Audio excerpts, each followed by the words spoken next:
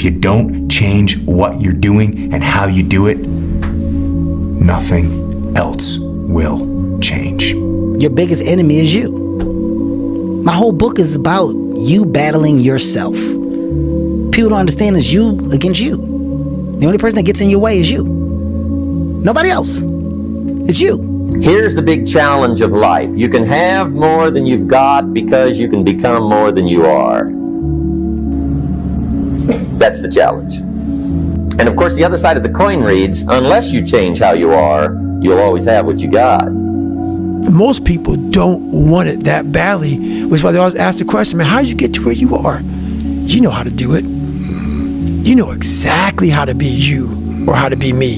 You don't want to do it.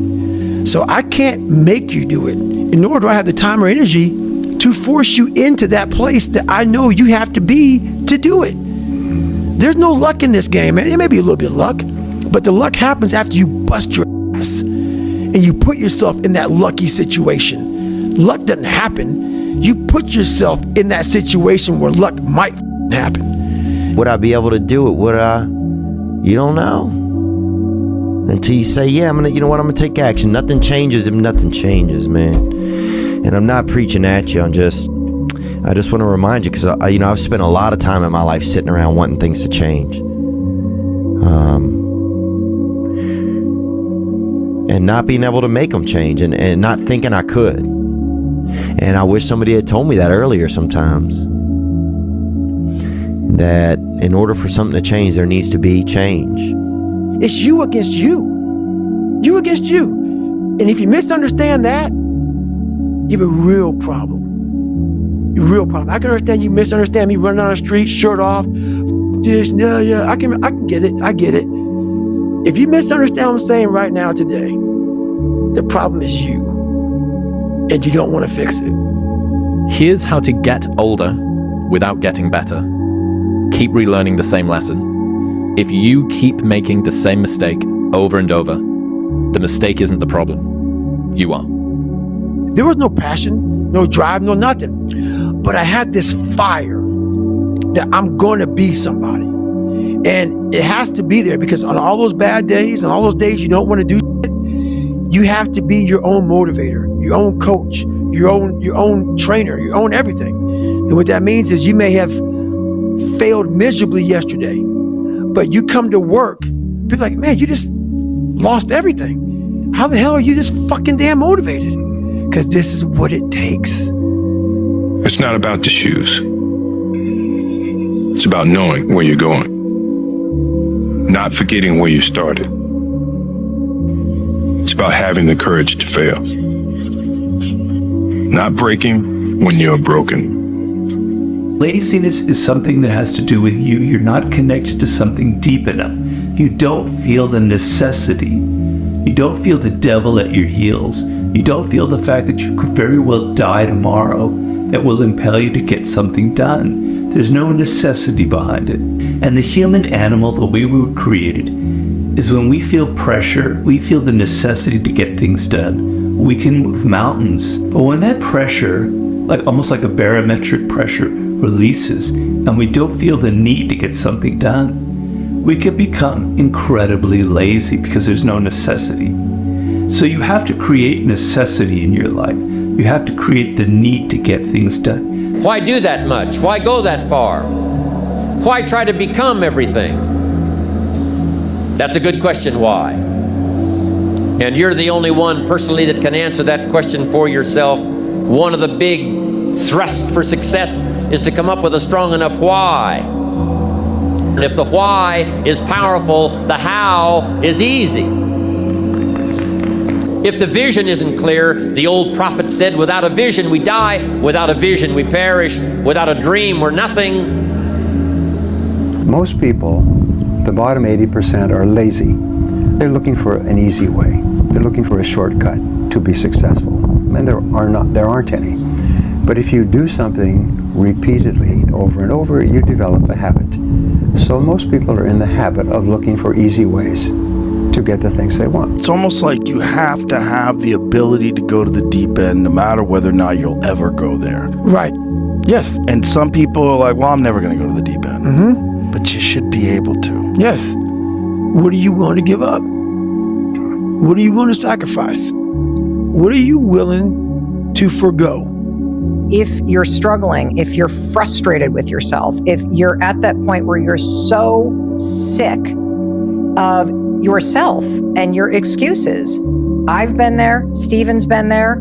This is a normal part of the human experience. And at some point, either the pain is going to get big enough, or you're going to bump into somebody's story somewhere on this planet who has been in the position that you're in right now, facing the stuff that you're facing right now. And there is something about their story at this exact moment in time that will ignite something in you that is missing. And what is missing in you right now is hope. Here's to the crazy ones, the misfits, the rebels, the troublemakers, the round pegs in the square holes, the ones who see things differently. They're not fond of rules, and they have no respect for the status quo. You can quote them, disagree with them, glorify or vilify them. About the only thing you can't do is ignore them, because they change things. They push the human race forward.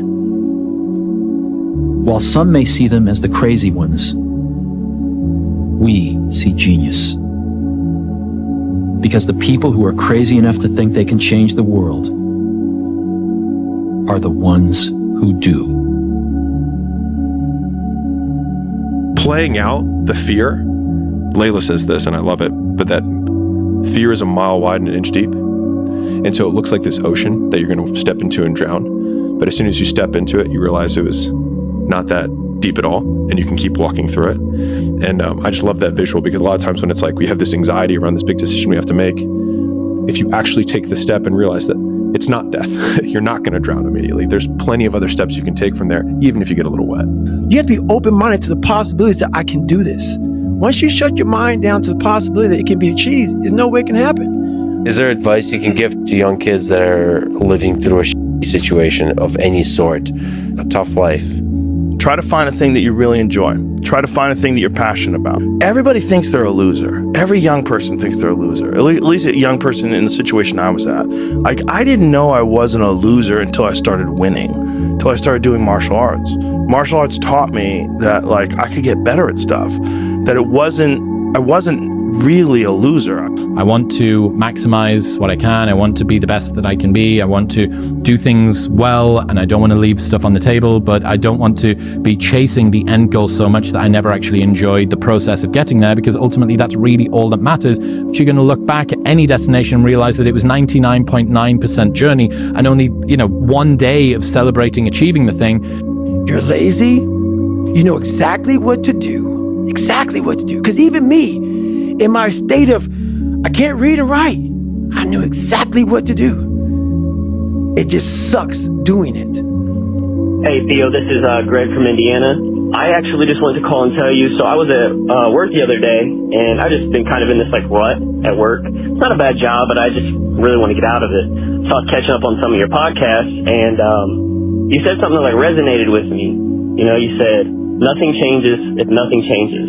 I thought about it, and I went home and I applied for a job I'm probably not qualified for, but I was like, I'll just take a shot. And the next day I get a call from them, have the interview, it goes well. She says she's going to set me up with an in-person interview. Never even had it. They emailed me a few days later, and I got the job.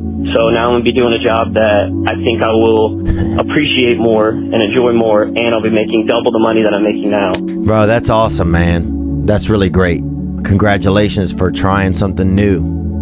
Yeah, it's crazy to sometimes think what can happen if we decide, I'm going to see what happens when I decide that I am qualified.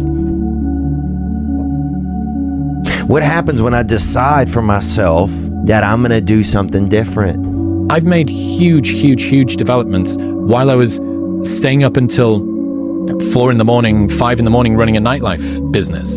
You can make huge developments in your personal growth journey while you're doing a 9-to-5. You have this moment where you go, well, what if? What if this is the time sobriety sticks? What if I go to therapy and I actually do change the way that I think? What if I could get out of debt? If that person did it, maybe I could do it. And without either hope or that kind of rock bottom moment, I don't think you're going to change. We can stay here, get the shit kicked out of us, or we can fight our way back into the light. We can climb out of hell. 1 inch at a time. You are responsible for your life. And if you're sitting around waiting on somebody to save you, to fix you, to even help you, you are wasting your time, because only you have the power to take responsibility to move your life forward. What matters is now, this moment, and your willingness to see this moment for what it is, accept it, forgive the past, take responsibility, and move forward. I came to realize that all the time I was praying to God, asking for God to do something, God was waiting on me.